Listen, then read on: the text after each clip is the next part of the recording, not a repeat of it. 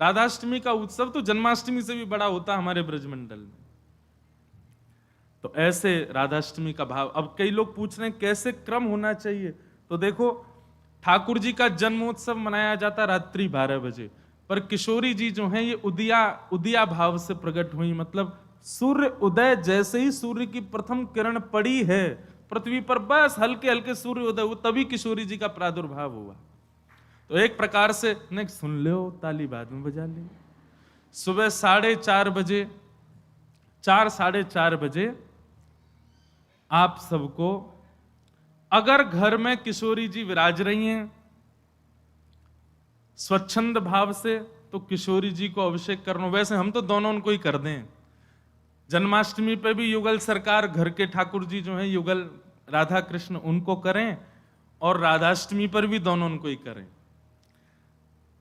अगर घर में केवल लड्डू गोपाल विराज रहे हैं, केवल ठाकुर जी मुरली मनोहर लाल जी विराज रहे हैं, त्रिभंग लली ठाकुर जी, तो भी उनको अभिषेक करो। उन्हीं को ही श्री जी स्वरूपा मान करके उनको अभिषेक करो। वैसे तो नियम ऐसा है कि जन्माष्टमी और राधाष्टमी को रात्रि भर जागरण करो, रात भर उत्सव करो, रात भर नाचो गाओ आनंद करो, किशोरी जी को प्रादुर्भाव होगा। और किशोरी जी वास्तव में शयनावस्था में हो, कमल के पुष्प ले आओ और सुंदर सुंदर कमल के पुष्पन के बीच में किशोरी जी के श्री विग्रह को विराजमान रखो, वही में ही पौढ़ाओ। क्योंकि ऐसा भाव शास्त्र में है कि कमल के मध्य से ही किशोरी जी प्रकट भई।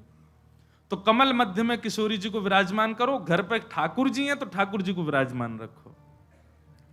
और प्रातः काल 4 बजे है तो महाराज शंखनाद करो, बधाई गायन करो, सुंदर घंटे घड़ियाल नगाड़े आदि बजाओ। वाक्य बाद में दीप प्रज्वलन करके किशोरी जी को प्रादुर्भाव करो। फिर वाक्य बाद पंचामृत अभिषेक करो। पंचामृत अभिषेक करवे के बाद में सुंदर किशोरी जी को श्रृंगार करो। श्रृंगार करवे के बाद भोग धराओ।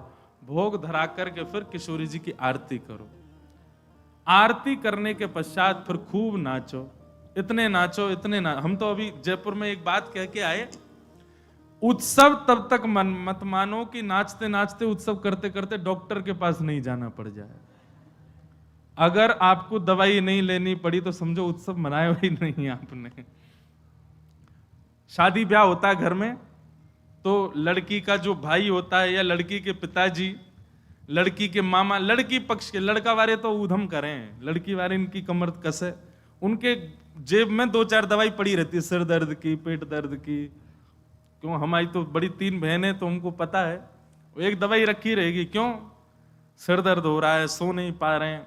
तो तभी ब्याह माना जाता है जब पिता और भाई ये बिल्कुल श्रमित हो जाएं, तब लगता है हाँ ब्याह हुआ। श्रमित ही नहीं हुए तो क्या बात का ब्याह। ऐसे ही उत्सव में महाराज एक आनंद की बात करें, ये नहीं जबरदस्ती कि महाराज दवाई लेनी ही पड़ जाए। जब तक इतने श्रमित नहीं हो जाओ, इतने नहीं थक जाओ कि महाराज अब कुछ नहीं हो सकता हमसे, पस्त नहीं हो जाओ, तब तक नाचते ही रहो किशोरी जी के आगे, ठाकुर जी के आगे। खूब बढ़िया उत्सव करियो, खूब नाचियो, और फिर व्रत रखो पूरे दिन।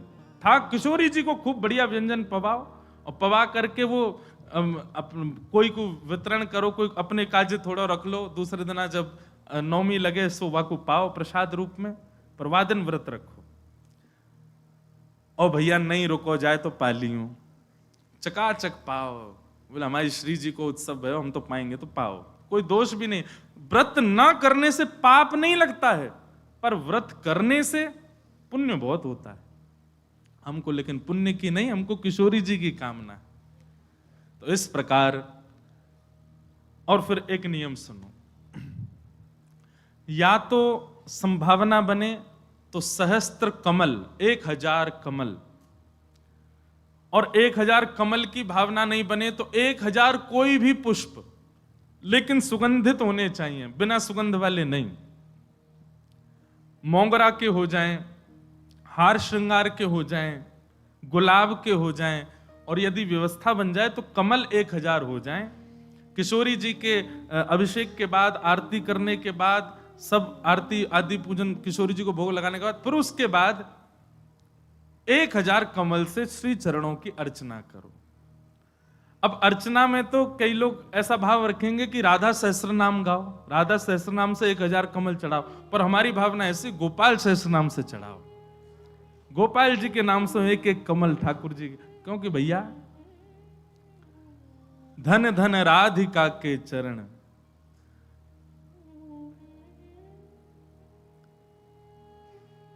परमानंद दास जी का पद है, उसी पद में कहते हैं श्याम जिनकी शरण। अरे कथा तो यहां तक आती है कि किशोरी जी के सदा चरणन में ठाकुर जी रहे। गा दें, बहुत सुंदर पद है। धन धन राधिका के चरण, धन धन राधिका के चरण, धन धन राधिका के चरण, धन धन राधिका के चरण, धन धन राधिका के चरण, धन धन राधिका के चरण, धन राधिका सब लोग गाओ। के चरण, धन धन राधिका के चरण। कैसे हैं चरण? परम शील